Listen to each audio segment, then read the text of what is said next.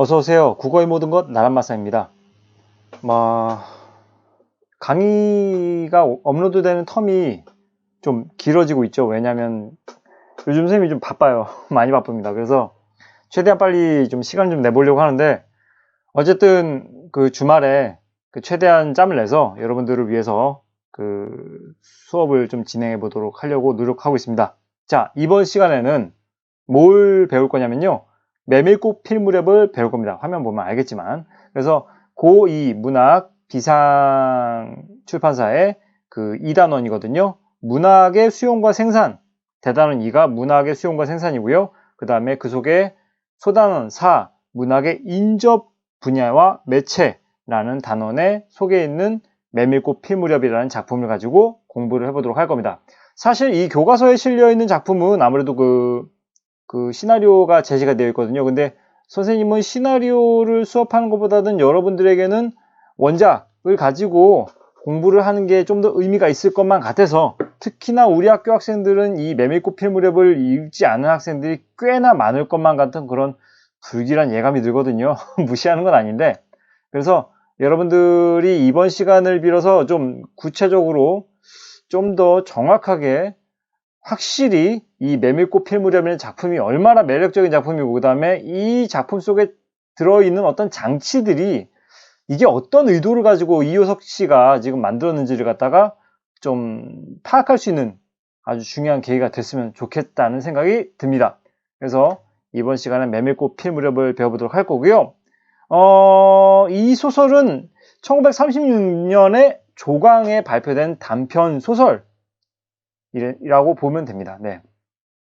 이게 상당히 아름다운 작품이거든요. 예, 선생님 그 채널에도 밝혔지만 정말 이야기로서의 어떤 그 구성을 갖추고 있는 소설이긴 합니다.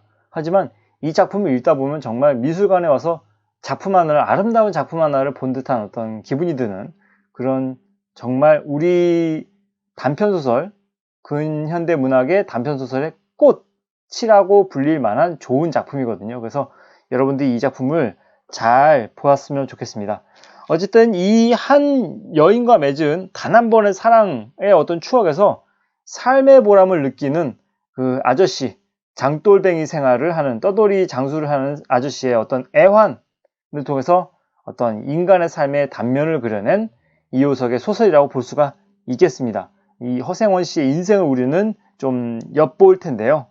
특히나 이 달밤이라는 메밀꽃밭, 달밤이 막 정말 아름답게 펼쳐지고 있는 메밀꽃밭을 배경으로 설정한 이 묘사가 아주 기가 막힌 작품이기 때문에 여러분들에게 있어서 정말 좋은 경험이 될 수 있을 거라 생각을 하고 있습니다. 자, 그러면 본격적으로 이 소설을 배우기 앞서서 여러분들이 정말 배워야 돼, 이거는 정말 눈여겨보고 공부를 해야 되겠다 싶은 어떤 학습 포인트를 갖다 하나하나 짚어보도록 하겠습니다. 자, 첫 번째는 이겁니다. 배경에 갖는 의미라고 되어 있는데, 이 소설 속에서는 특히 배경이 많이 등장하는데, 이 배경에 많이 의존하는 소설이라고 볼 수 있겠어요. 그래서 배경이 거의 8알이에요. 네. 8알, 그러니까 80% 정도라는 얘기입니다. 달밤, 개울, 산길 등등 여러 가지 배경들이 등장하는데, 특히나 이 시간적 배경으로 등장하는 달밤, 그 다음에 공간적 배경인 어떤 개울이라든지 산길이라든지 이런 배경들이 갖고 있는 어떤 의도라든지 의미가 있습니다. 그것에 대해서 꼭 알아둘 필요가 있을 것 같고요. 그 다음에 두 번째, 이중적 구성에 대해서 배워볼 필요가 있습니다. 그러니까 지금 이 소설의 그 구성이 과거와 현재를 넘나드는 구성을 취하고 있거든요. 이 이중적 구성에 대해서 여러분들은 알아둘 필요가 있고요. 그 다음에 세 번째, 나귀의 상징적 의미에 대해서 알아볼 필요가 있습니다. 이 나귀란 이 허생원에게 어떤 의미인가? 이게 참 중요하거든요. 이거 참 중요합니다. 나귀, 그냥 등장한 어떤 동물적 존재가 아닙니다. 참 기가 막힙니다. 이것도 좀 알아둘 필요가 있고요. 그 다음에 네 번째, 바로 왼손잡이입니다. 즉 이 소설을 많이 읽어본 친구들은 알겠지만 이 왼손잡이라는 것을 은연중에 강조를 하고 있거든요. 이 왼손잡이가 도대체 이 소설 속에서 갖고 있는 의미가 무엇인가? 이걸 좀 알아둘 필요가 있을 것 같습니다. 그 다음에 다섯 번째, 자, 큰 길과 좁은 길의 그 치밀한 배치라고 썼는데, 이건 나중에 알려줄게요. 어쨌든 지금 이 이효석 씨는 이 큰 길과 좁은 길이라는 이 그 공간적 배경을 아주 치밀한 계산에 의해서 배치를 했습니다. 이게 이야기의 전개에 있어서 아주 중요한 장치거든요. 그래서 큰 길과 좁은 길을 따로 설정해 놨습니다. 대단히 머리를 많이 쓰신 것 같아요. 그래서 요 의도에 대해서 좀 공부를 해볼 필요가 있습니다. 사실 얘 5번째는 넣을까 말까 고민했는데 그래도 얘는 그래도 선생님 개인적인 어떤 기준에 의한다면 요거는 좀 중요한 어떤 느낌이 있거든요. 느낌적인 느낌이잖아요. 그죠? 그래서 여러분들에게 이 5가지는 좀 중요한 포인트라 생각하고 이 부분을 중점으로 공부를 시작하도록 하겠습니다. 자, 첫 번째 주부터 보도록 합시다. 네, 봄평장에서 장사를 하고 있는 허생원의 모습이 보입니다. 여름장이란 애당초에 글러서 해는 아직 중천일 것만 장판은 벌써 쓸쓸하대요. 그러니까 사실 장사가 잘 되지 않는 상태인 거죠. 그죠? 마을 사람들은 거의 돌아간 뒤고 팔리지 못한 나무꾼패가 길거리에서 궁식거리고 있다. 참 이런 표현들 참 아름답지 않습니까? 궁식거리고 있다. 이거 참 우리 순우리말인데 아름답습니다. 무슨 뜻이냐면 어찌할 바를 몰라 이리저리 머뭇거린다는 뜻이 궁식거리는 겁니다. 그래서 여러분들 진짜 이런 아름다운 우리말들, 순우리말들 실생활에서 썼으면 좋겠어요. 막 뒤에서 어쩔 줄 몰라 막 머뭇거리고 있는 친구들 보고 이렇게 야, 너 왜 거기서 궁식거리고 있어? 라고 얘기해도 참 좋겠죠. 활용할 수 있으려나? 자, 그 다음에 선생님은 활용할 거예요. 예. 정말 이런 말들이 사라지는 게 너무 안타까워요. 그죠? 서귀뻥이나 받고 고깃말이나 사면 족할 이 패거리들을 말하고 언제까지든지 버티고 있을 법은 없다. 찝찝하다. 와, 이런 말들 끝내주죠. 그죠? 보기에 너절하게 라고 해석해도 되고요. 아니면 귀찮게 날아드는 파리떼도 정말 여름에 파리떼 날아들면 정말 귀찮잖아요. 낮잠 자고 있는데 막 파리떼 와가지고 간지럽히면 진짜 귀찮잖아요. 그런 파리떼도 그 다음에 장난꾼 각다기. 이 각다기라는 말 갖다가 모르는 친구들이 꽤 있더라고요. 각다기가 뭐냐면요. 사진 보여줄게요. 친구들에 따라서 좀 혐오스러운 사진, 벌레가 되게 혐오스러운 건지 모르겠지만, 사람에 따라 다르니까, 좀 혐오스러운 사진일 수도 있으니, 개인적으로 안 그렇지만, 네. 어쨌든 참고하고 보세요. 자, 보입니까? 요렇게 생긴 녀석입니다. 요렇게 생긴 녀석. 놀라진 않았죠? 예. 그 출처는 한국 반곤충도감이라는 책에서 가져온 사진이래요. 예. 어쨌든 네이버 검색하니까 나온 건데, 요게 각닭이에요. 이게 사실 되게 큰 모기라고 생각하는 친구들이 많은데 선생님도 이번에 알았어요. 이게 모기가 아니라 혹은 혹자들은 이게 순모기다 이렇게 얘기를 하는 경우도 있어요. 순모기가 크고 암모기가 작다 이렇게 얘기하는 경우도 있는데 얘는 각닭이에요. 더군다나 뭐랄까 사람 피를 빨아먹을 침도 없거니와 그냥 평화로운 생물체랍니다. 네, 그러니까 해충은 아닌 거죠. 네. 피해는 일으키진 않잖아요. 그죠? 그래서 그냥 평화로운 곤충이래요. 그래서 모기로 상당히 오인받고 있는 슬픈 어떤 곤충이라고 합니다. 얘가 각닭이에요. 얘가 각닭이. 됐죠? 어쨌든 요 각닭이도 귀찮대요. 얼금뱅이요. 그 다음에 왼손잡이. 얼금뱅이다 왼손잡이가 등장했어요. 사실 얼금뱅이와 왼손잡이 요게 그 허생원의 어떤 외양 묘사를 하고 있어요. 그죠? 외양이 그렇다라는 거죠. 그 다음에 드팀전의 허생원이라고 했으니까 드팀전은 어떤 직업을 가르쳐주는 내용이라고 볼 수 있겠죠.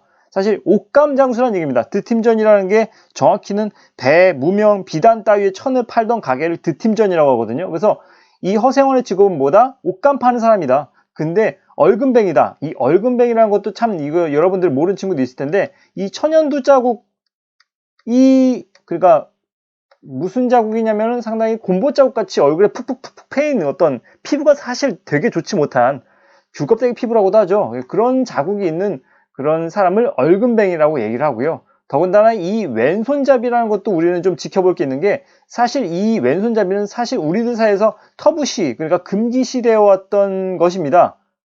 특히나 더 과거일수록 더욱 그런데 요즘엔 사실 그렇지 않죠. 왼손잡이가 흉은 아니거든요.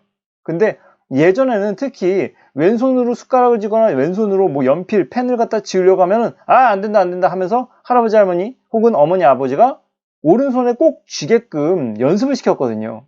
우리들 사이에서는 아니면 전 세계적으로 이게 사실 금기 시대였던 거예요. 추가적인 어떤 배경 설명을 해보자면요. 이게 어떤 출처가 어디냐면 한국경제신문의 그 오형규 그 연구위원 그분의 어떤 기사에 의하면 지금 이 세계적으로 왼손잡이 비율은 10에서 12%로 추정되고 동양권은 5에서 3% 수준이라고 합니다. 그 다음에 우리나라 같은 경우는 3.9%로 낮은 편이라고 해요.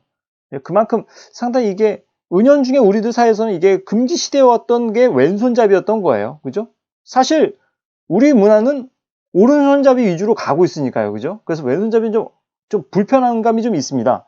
그래서 사실 지금 30대 이상 장년층만 하더라도 어려서 왼손으로 연필이나 젓가락 잡으면 당장 매를 맞을 만큼 왼손잡이는 터부시 되었다고 해요. 그러니까 금기시 되었다는 것이죠.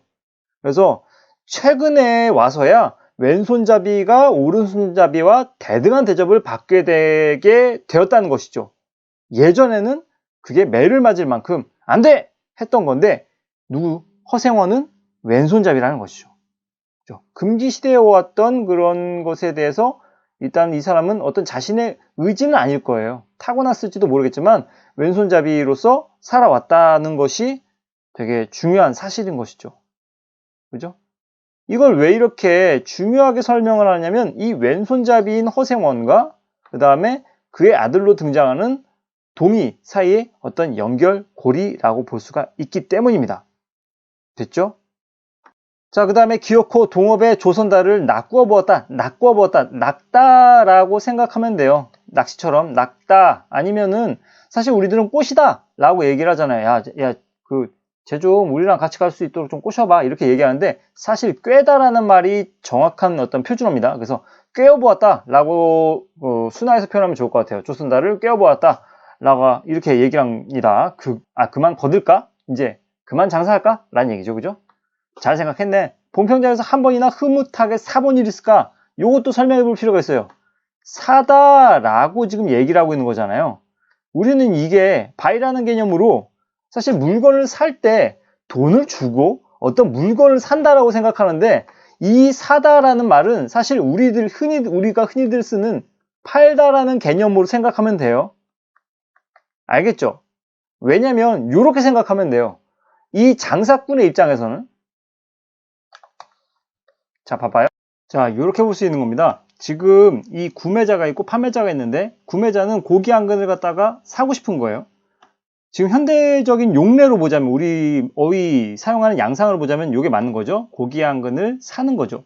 그 다음에 판매자는 고기를 파는 것이죠. 하지만 판매자 입장에서 보면 이렇게 되는 거예요. 옛날 사고방식으로 보자면 돈이 필요한 거지. 돈이 필요하니까 내가 갖고 있는 물건을 이 친구한테 주고 그 다음에 돈을 산다라는 거예요. 돈을 산다. 알겠죠? 그래서 지금 앞서 여기서 말했던 이 봉평장에서 한 번이나 흐뭇하게 여기다 생략된 말을 치자면 이런 겁니다. 돈을 사본 일이 있었을까? 돈을 사본 일이 있었을까? 이게 무슨 뜻이냐면 그러니까 물건을 팔아본 일이 있을까?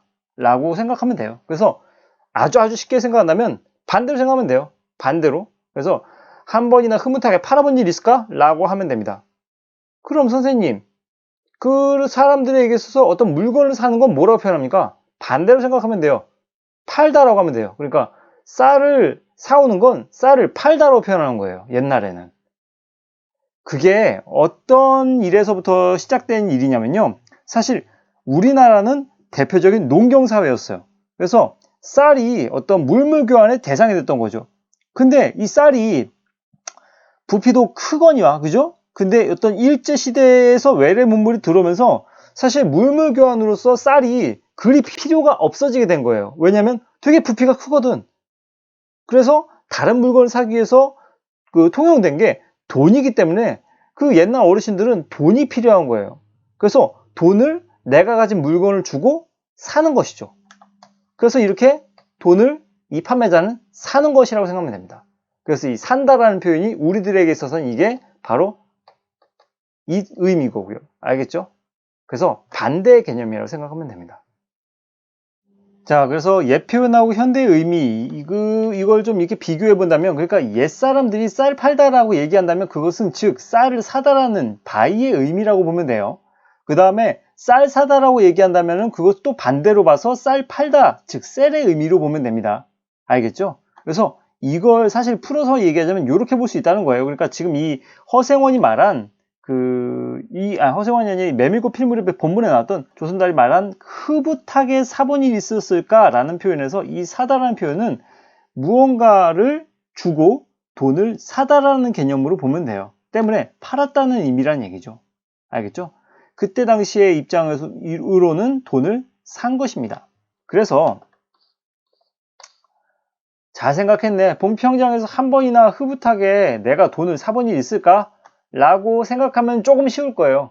그래도 모르겠다라고 한다면 그냥 옛날 표현이기 때문에 무조건 반대로 생각하세요. 사는 건 파는 겁니다. 내일 대화장에서나 한몫 벌어야겠네 라고 얘기하고 있습니다. 오늘 밤은 밤을 새워서 걸어야 될걸.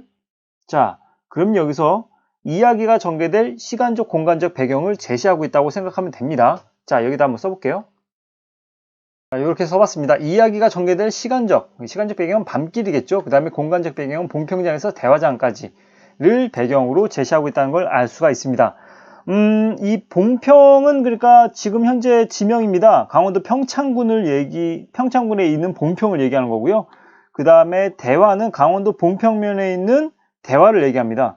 이거 카카오 지도 기준으로 이게 몇 킬로였냐면요. 17.8km예요. 네. 찾아봤어요, 선생님이. 궁금해서. 그래서 큰 길 도보, 사람의 도보 거리로 4시간 27분 걸린다고 써 있었거든요. 네. 큰 길, 도보 기준으로. 근데 만약에 옛날 기준으로 치자면은 큰 길이 없다고 가정하면 꼬불꼬불 길을 걷고 산길을 넘어서 막 해야 된다면 뭐 산도 이렇게 막 지금은 다 깎여 있고 다 평평하게 쫙 뚫려 있는 길이지만 옛날 같은 경우는 그런 길이 없었기 때문에 훨씬 더 어떤 시간이 더 길어진다고 생각하면 되겠죠. 그래서 오늘 밤은 밤을 새워 걸어야 될 걸 이라고 표현한 데는 그만한 이유가 있다 라고 보면 될 것 같습니다. 17.8km예요. 실제로 걸으려고 해도 이거 참 긴 거리인데 옛날 그 길로 걷는다는 것은 참으로 상상하기 힘든 일인 것이죠. 그죠? 자, 그 다음에 달이 뜨렸다. 이 달 중요합니다. 달이 중요합니다. 왜냐하면 이 달은 작품 전체의 서정적 분위기를 조성하는데 아주 큰 기여를 하기 때문입니다. 사실 이 달로 인해서 이 허생원의 과거에 정말 그에게는 정말 아찔하고 행복했던 그 짜릿했던 그 기억과 그 다음에 그 현재의 어떤 시간대를 갖다가 연결해주는 매개체가 바로 이 달이거든요. 네, 그래서 이 달 중요합니다. 자, 그 다음에 절렁절렁 소리를 내면서 조선달이 그날 산 돈을 따지는 것을 보고 봐봐요. 여기 나와줘. 그죠? 산 돈을 샀다라고 표현하잖아요. 그죠? 돈을 산 겁니다. 그래서 그날 판 돈이라고 우리들은 표현하겠지만은 돈을 어쨌든 이 사람들은 돈을 샀기 때문에 산 돈을 따지는 것을 보고 라고 얘기하는 겁니다. 그래서 현대식으로 표현한다면 조선달이 그날 판 돈을 따지는 것을 물건 판 돈을 따지는 것을 보고 라고 써야 맞겠지만 이 사람들에게는 그날 산 돈이라고 하는 게 맞습니다. 허생원은 말뚝에서 넓은 휘장을 걷고 버려놓았던 물건을 거두기 시작했고요. 어쨌든 천조각이 어수선하게 남았다더라 라고 생각하면 됩니다. 그 다음에 다른 패거리들도 벌써 거의 전을 걷고 있었고요. 이제 장사 이제 마치는 거죠. 그러면서 약바르게 떠나는 패도 있었고요. 이렇게 다 꼴들이 보이지 않았습니다. 별로 중요한 건 여기 초반 부분에는 그다지 없습니다. 네. 어수선하고 뭐 혼란스러운 분위기가 여기에 장날 저녁은 정해놓고 계집의 고함 소리로 시작되는 것이다 하면서 시작이 되죠. 그러면서 생원 시침을 때도 다 안 해 충짓집 말이야 라고 얘기를 하는데 이 말은 무슨 뜻이냐면 허생원 너 시침 때도 다 알아? 너 충주집한테 마음 품고 있잖아. 알고 있어. 근데 왜 그냥 아무렇지 않은 척 하고 있어? 되게 신경 쓰이지? 자, 그러자 이 허생원이 뭐라고 얘기하냐면 화중지병이지. 이 화중지병이라는 것은 그러니까 뭐라고 생각하면 되냐면 그림의 떡이라고 생각하면 됩니다. 야, 이거 넘봐봤자 내가 뭐 어떻게 할 수 있는 게 아니다 라고 얘기하는 거예요. 연소패들, 그러니까 나이가 적은, 그러니까 즉 젊은 애들을 갖다가 상대로 적수로 해서 내가 상대가 되겠느냐 말이지요. 그러니까 지금 젊은 애들도 충주집을 마음에 두고 있는데 내가 상대가 되겠느냐 라고 지금 벌써부터 이게 기권선언하는 거예요. 그죠? 그렇지도 않을걸. 축들이, 저 패거리들이, 여기서 패거리라는 뜻입니다. 패거리들이 사족을 못 쓰는 것도 사실이긴 하나 사족을 못 쓴다라는 이 표현, 사실 이게 관습적인 표현이거든요. 관습적인 표현이에요. 무슨 뜻이냐면, 그러니까 상당히 내가 좋아하는, 기절초풍할 만큼 좋아하는 그런 대상을 앞에다 두고 사족을 못 쓴다. 그러니까 사족, 내 발을 못 쓴다. 그러니까 옴짝달싹 못할 만치 얼어버린 상태를 얘기하는 겁니다. 알겠죠? 근데 사람은 두 발이잖아요. 근데 왜 굳이 사족이라고 얘기하는 겁니까? 동물을 빗대었을 때 얘기하는 것인데, 이게 우리 사람들에게도 이 사족을 못 쓴다라고 표현이 좀 확대된 것으로 볼 수가 있어요. 그러면서 아무리 그렇다고 해도 왜 그 동이 말일세? 동이라는 사람 캐릭터 등장하죠. 감쪽같이 충주집을 후린 눈치다. 좀 그렇게 좋은 그런 표현은 아니지만 꽤 눈치거든 이라고 보면 됩니다. 그러니까 약간 꼬신 것 같다 라고 그렇게 얘기하거든요. 그러니까 이 허생원이 참 놀라죠. 그 애송이가 물건 가지고, 이게 뭐 되게 귀한 물건 가지고 이게 꼬셨나 보지, 꿰었나 보지, 착실한 녀석인 줄 알았더니 그 길만 할 수 있나? 가보세, 내 한턱 솜세 하면서 들어갑니다. 그다지 마음이 당기지 않은 거 쫓아갔고요. 계집과는 연분이, 그 허생원의 과거에 대한 어떤 표현이 상당히 요약적으로 등장합니다. 그 표현이라기보다는 그 과정이 상당히 요약적으로 등장하는데, 허생원은 계집과는 연분이 멀었어요. 얼굴뱅이, 아까 말했죠. 상당히 그 천연두 자국, 그 흉터가 상당히 깊은 모양이에요. 그래서 얼굴이 그닥 그 좋게 생기진, 호감형으로 생기진 않은 모양이에요. 그래서 얼굴형 상판을 쳐들고 대어설 숫기도 없었거니와, 숫기도 없었대요. 상당히 얼굴이 좀 그렇게 좀 얼금얼금 생겼어도 좀 되게 뻔뻔하게 다가갈 어떤 숫기가 있었으면 그래도 좀 약간 가능성이 있었을 텐데, 그런 거 있잖아요. 상당히 얼굴이 그닥 호감형으로 생기지 않았는데도 상당히 위풍당당하게 자신있게 자신의 매력을 뽐내는 남자에게는 왠지 호감이 생기는 경우도 있는데, 지금 이 친구는 숫기도 없어요. 숫기도. 그 다음에 계집편에서 정을 먼저 보낸 적도 없어요. 뭐 숫기도 없는데 여자 쪽에서 멋져요 라고 이렇게 정을 보낼 리가 없죠. 쓸쓸하고 뒤틀린 반생, 반평생이 그랬다라는 거죠. 사실 여성에겐 정말 인기 없는 타입이라고 볼 수가 있겠죠. 그래서 충주찜밥 생각만 해도 아직까지 완전 뭐랄까요, 소년 감성이라고 해야 되나요? 여성들에겐 소녀 감성이 있듯이 이 친구에게는 소년 감성이라고 해야 될 것 같아요. 그죠? 철없이 얼굴이 붉어지고 발밑이 떨리고 그 자리에 소스라 쳐버린다. 이게 그러니까 이걸 뭐라고 하냐면 바로 아까 사족을 못 쓴다. 알겠죠? 너무 좋아서 그냥 옴짝달싹 못하는 상태입니다. 팔과 다리를 옴짝달싹 못하기 때문에 사족을 못 쓴다라고 하는 거죠. 그래서 사실 아까 말했지만 짐승한테 쓰는 표현이지만 그지 사람한테, 그렇게 사람한테 쓰기는 좋은 표현은 아닙니다. 네. 그래서 충주집 문 들어서 술자석에서 정말로 짜잔이라는 말은 정말로란 뜻입니다. 정말로 동의를 만났을 때는 어찌된 날카로운 감정에서인지 발끈 화가 나버렸대요. 상에 붉은 얼굴이 쳐들고 제법 계집과 농탕을 치는 걸 보고서야, 농탕, 이 말은 뭐냐면 상당히 음탕하게 노는 걸 농탕이라고 얘기합니다. 그걸 견딜 수가 없었고 제법 난질꾼, 여색을 좀 밝히는 놈인데 꼴사났다 라고 생각한 거죠. 머리에 피도 안 마른 녀석이 낮부터 술 처먹고 계집과 음란한 행동을 하다니 이 떠돌이 장수 망신만 시키고 돌아다니는구나. 그 꼴에 우리들과 한몫 같이 보자는 셈이지. 동이 앞에 막아서부터 책망이었다. 상당히 질책을 하는 눈빛을 보냈다라는 얘기겠죠. 그러면서 걱정도 팔자요. 누가 했냐면 이건 동의의라고 하면 좋을 것 같아요. 동의에 걱정도 팔자라는 뜻이 뻔히 보이는 상기된 눈망울, 이게 동의의 눈망울인 거잖아요. 그죠? 상기됐다. 상당히 흥분된 어떤 눈망울을 부딪힐 때 그 결김에 그 따기를 올려 붙여준 거예요. 자, 그 다음에 주워먹은 선머슴인지, 여기서 주워먹은 선머슴인지 모르겠지만 내게도 아비, 어미가 있겠지. 요게 좀 약간 그 동의에게는 가슴 아픈 내용이었겠죠. 그죠? 그 다음에 장사람 참 뭐랄까 믿음직스럽고, 그 다음에 뭐 마음에 들게 해야지.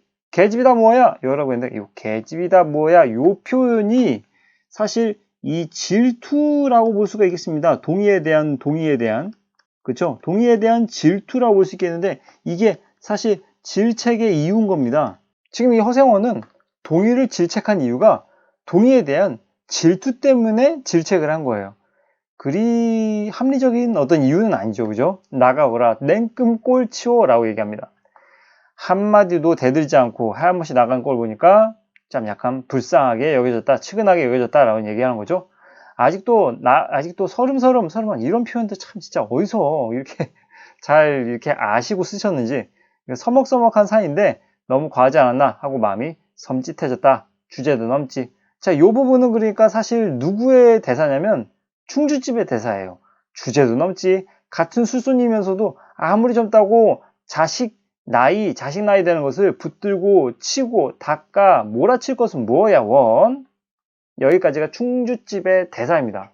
그러니까 이 학생들이 이 글을 읽었을 때 어려움을 느끼는 부분이 이 대사는 도대체 누가 얘기하는 거야? 문맥상으로 봐서는 허생원은 아닌 것 같긴 한데 동의가 속마음으로 생각하는 걸 수도 있고 아니면 저기 누구야 조선달이 얘기하는 걸 수도 있고요. 그죠? 아니면 충주집이 얘기하는 거야. 누가 얘기하는 거야? 라는 이런 궁금증이 생겨버리잖아요. 그죠? 이것에 대해서 그닥 그렇게 친절하게 설명해 주지 않았습니다. 어쨌든 요거는 충주집이 얘기한 겁니다. 그래서 충주집은 입술을 쫑긋하고 라고 얘기한 걸 봐서는 충주집이 입술을 이렇게 뾰족이 내밀면서 요 얘기를 했다는 얘기예요. 그러면서 술 붓는 솜씨도 거칠었으나 젊은 애들한테 그것이 약이 된다 하고 그 자리는 조선달이 얼버무려 넘겼답니다. 그죠?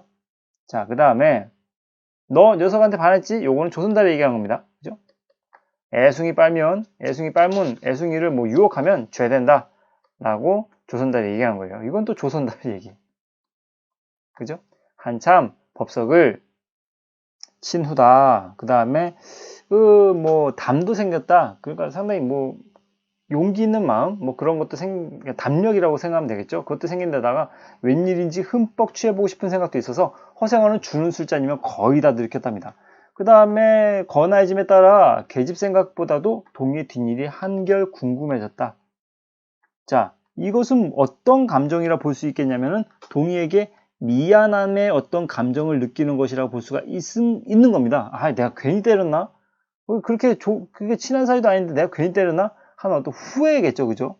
후회 혹은 미안함이라고 볼 수가 있겠습니다. 그 다음에 내 꼴에 계집을 가로채서는 어떡할 작정이었누 하고 어리석은 꼬락선 일을 모질게 책망하는 마음도 한편에 있었다. 이것이야말로 어떤 행동에 대한 어떤 후회겠죠, 그죠?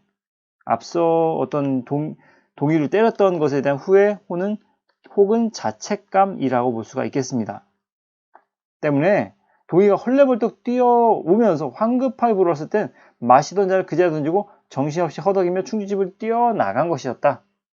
자, 여기서는 그러니까 좀 약간 반가운 마음도 있었겠죠? 아니면은 이 친구가 왔기 때문에 무슨 일인가 더 급하게 또 생각할 수도 있고요. 그랬더니 한 말이 당나이가 이건 줄입니다. 줄을 끊고 야단이에요 라고 얘기합니다. 그러니까 요 각다기들 장난인지 필요코 라고 얘기하는데 요 각다기들이요, 앞서 말했던 그 벌레를 의미하는 것은 아닙니다. 그러니까 이것은 상당히 비유적 표현이라고 볼 수가 있을 거예요. 그러니까 무엇에 대한 비유적 표현이냐면 얘네들은 누구겠습니까?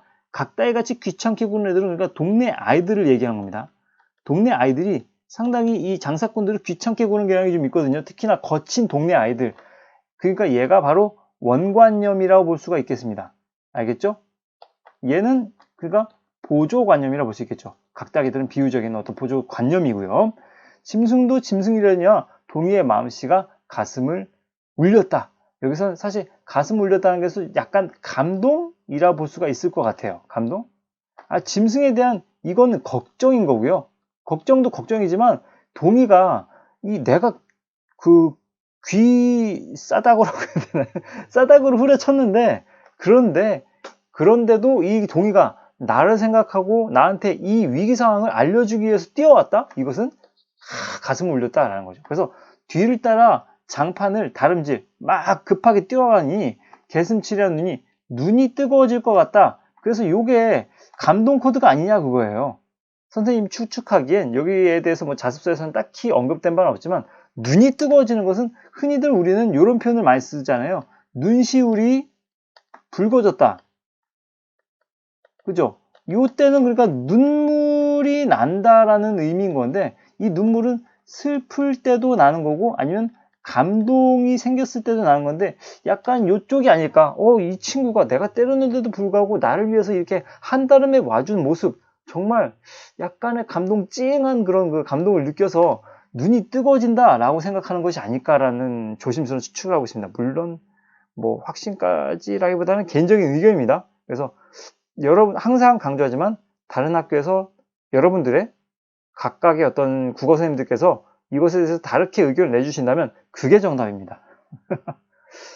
너무 자신 없는 표현인가? 어쨌든 그렇습니다. 자, 그 다음에 불악스러운 녀석들이라 어쩌는 수 있어야죠. 불악스럽다라 이게 무슨 뜻이냐면 거칠다라는 뜻인데, 그러니까 말을 듣지 않는 녀석들이라 어쩌는 수 있어야죠 라고 얘기합니다. 나귀를 몹시구는 못 살게 구는 녀석들은 그냥 두지 않을걸 이라고 얘기합니다.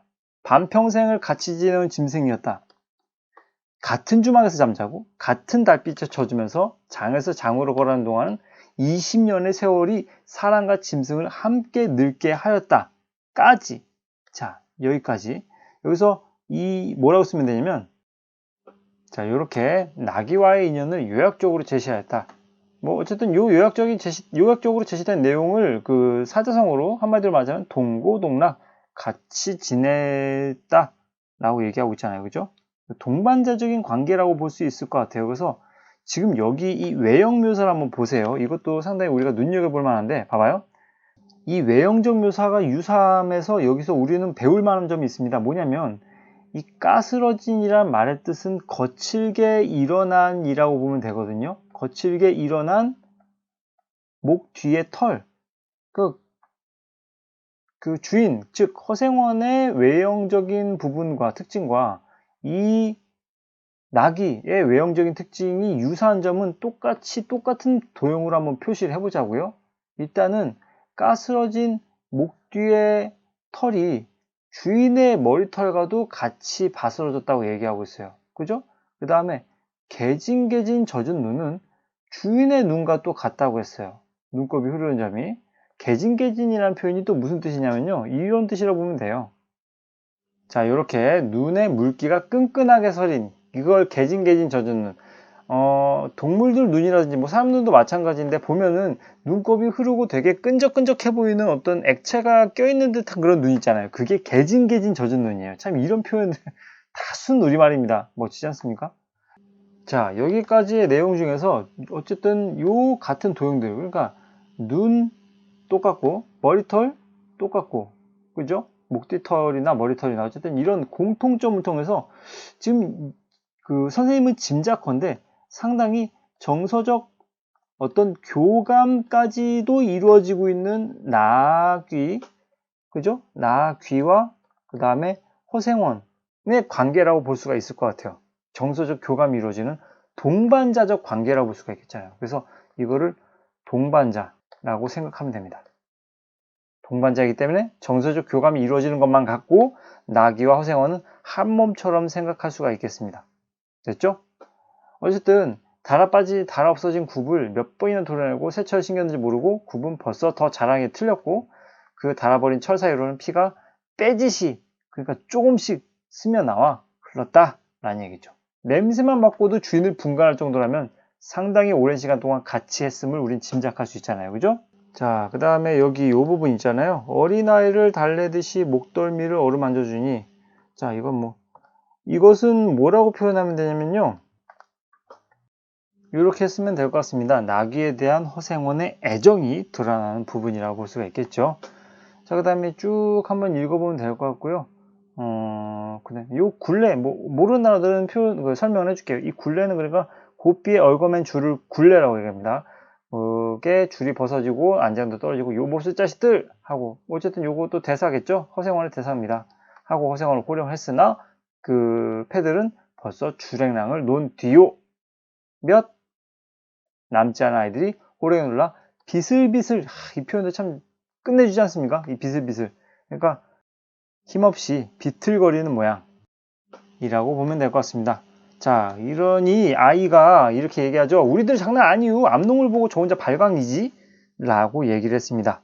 허생원이 그 녀석 말투가, 그러니까 또 애가 김첨지 당나이가 가버리니까 웬통 흙을 차고 거품을 흘리면서 미친 소같이 날뛰는 걸 꼴이 웃어 우리는 보고만 있었다고 배를 좀 보지? 라고 얘기하고 있어요.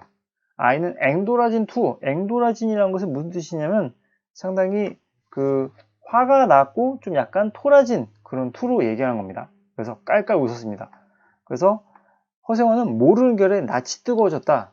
자, 이 낯이 뜨거워진 이유가 뭔지를 한번 생각을 해보세요. 이것도 우리가 생각할 만한 포인트가 됩니다. 왜냐하면 이 허생원은 사실 무엇과 같다고 생각하면 되냐면 아까 나귀와 같은 어떤 존재라고 보면 돼요. 나귀는 허생원이고 허생원은 나귀인 거예요. 그래서 나귀가 겪은 이 상황이 자신의 상황인 것만 같아서 상당히 부끄러움을 느끼는 거예요. 그래서 쓰면 됩니다. 그래서 허생원과 나귀는 상당히 동일시하고 있음을 우리는 짐작할 수가 있죠. 나귀가 겪는 이런 부끄러운 상황이 허생원 자신이 부끄러운 거예요. 사실 허생원과 나귀를, 허생원이 그러니까 나귀를 떨어뜨려 생각했다면 이건 뭐 짐승 새끼 불과하고 내가 부리는 뭐 어떤 그런 가축에 불과하다라고 생각한다면 별로 낯이 뜨거워지지 않았을 거예요. 하지만 허생원은 나귀와 동일시해 버렸기 때문에 지금 이 암샘을 내는 이 나귀의 모습이 마치 자신과 같다고 생각한 거예요. 누구에 대한 암샘? 충주집에 대한 암샘인 거죠. 그래서 그 시선을 막으려고 짐승의 배 앞을 가려서지 않으면 안 되었다라고 얘기하는 거예요. 됐죠? 그래서 요게 아주 중요한 포인트입니다. 봐봐요. 늙은 주제에 누굴 얘기하냐면 사실 이 표면적인 의미는 누굴 얘기하냐면은 바로 나귀를 얘기하는 것이죠. 하지만 이면적인 의미로는 누굴 얘기하냐면 허생을 얘기하는 겁니다. 그래서 늙은 주제에 암샘을 낸다.